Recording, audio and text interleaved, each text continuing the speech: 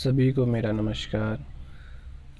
तो आज हम शुरू कर रहे हैं साइकोलॉजी, ठीक है, जो कि आगामी जो परीक्षाएं हैं उसमें काफ़ी महत्वपूर्ण रोल निभाती है।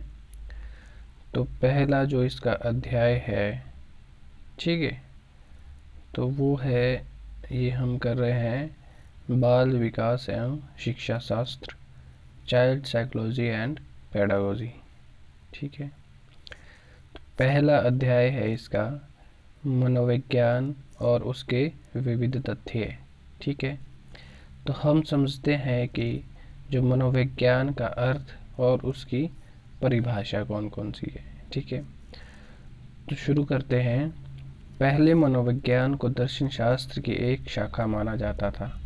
16वीं शताब्दी में मनोविज्ञान को आत्मा के ज्ञान के रूप में प्रस्तुत किया गया। प्राचीन दार्शनिक अरस्तु ने मनोविज्ञान को आत्मा के ज्ञान के रूप में प्रतिपादित किया था, ठीक है। साइकोलॉजिक शब्द जो है ग्रीक भाषा के दो शब्द साइकी और लोगस से मिलकर बना है। ग्रीक भाषा में साइकी का अर्थ होता है आत्मा तथा लोगस का अर्थ होता है विज्ञान या शास्त्र, ठीक है। शाब्दिक अर्थ के आधार पर मनोविज्ञान को आत्मा के ज्ञान के रूप में स्वीकार किया गया था, ठीक है।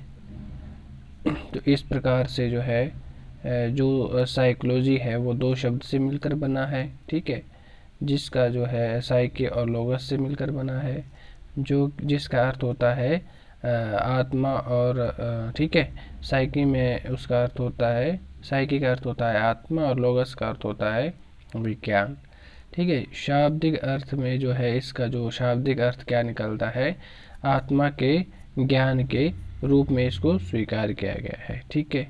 किंतु जो पहले हमने इसको पढ़ा है कि जो साइकोलॉजी है उसको जो है कई विद्वानों ने अपने अपने जो है शब्दों में इसको निरूपित किया है, ठीक है।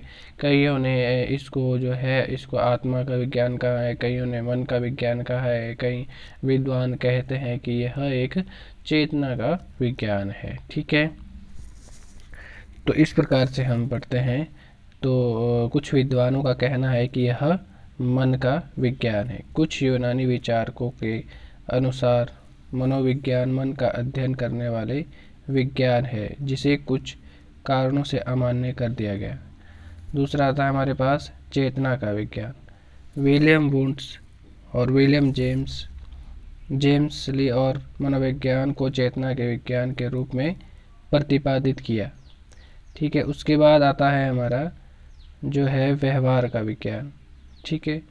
इस प्रकार से जो है कई विद्वानों ने अपने अपने अलग अलग मत दिए हैं और उसे अपनी भाषा जो है शब्दों में निरूपित किया गया है।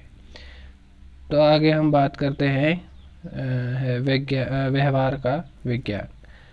पिल्सबरी वॉटसन ने मनोविज्ञान को व्यवहार का विज्ञान कहा है, ठीक है। जो मैक्टूलन ने जो है मनोविज्ञान को जीवित वस्तुओं के व्यवहार का विधायक विज्ञान कहा है। टाउल्स ने मनोविज्ञान को मानव अनुभव एवं व्यवहार का यथार्थ विज्ञान कहा गया है।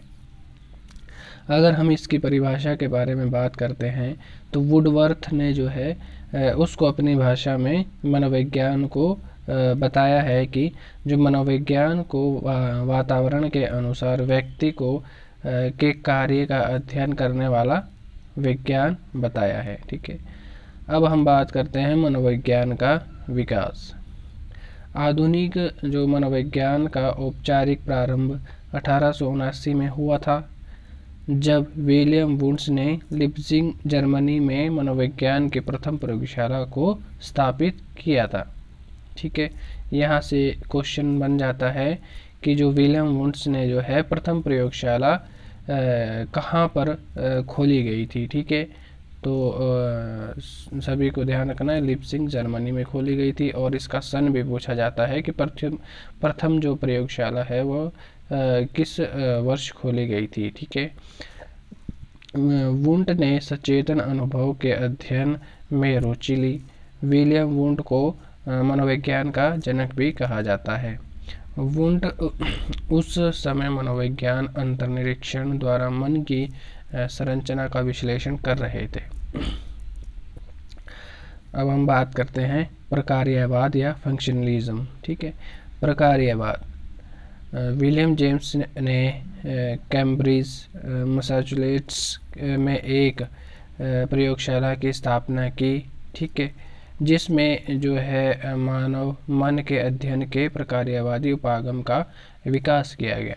जॉन डेवे ने भी प्रकार्यवाद का उपयोग किया। गेस्टाल्टवाद 20वीं शताब्दी के प्रारंभ में एक नई धारा जर्मनी में गेस्टाल्ट मनोविज्ञान के रूप में वुंट के संरचनात्मक के विरुद्ध आई। ठीक है, गेस्टाल्टवाद क्या होता है, ठीक है, इसके बारे में हम आगे पढ़ेंगे कि किसके द्वारा यह विचारधारा दी गई थी और जो है जो विलियम वुंट के संरचनात्मक के जो सिद्धांत है, संरचनात्मक सिद्धांत, ठीक है, उसके विरुद्ध यह जो है गेस्टाल्टवाद आया था। ठीक है, व्यवहारवाद बिहेवियरिज्म संरचनावाद के जो प्रतिक्रिया स्वरूप एक और धारा व्यवहारवाद के रूप में आई।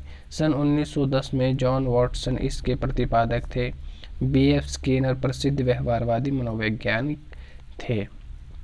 विश्लेषण साइकोलॉजिस, ठीक है, साइको एनालिसिस, सॉरी, ठीक है। सिगमंड फ्राइड मनोविश्लेषण के जनक हैं। ठीक है, क्वेश्चन बन सकता है कि मनोविश्लेषण के जनक किसे कहा जाता है, तो वो कौन है, सिगमंड फ्राइड। ठीक है, फ्राइड ने जो है मानव व्यवहार को अचेतन इच्छाओं एवं द्वंद्वों का गतिशील प्रदर्शन बताया है।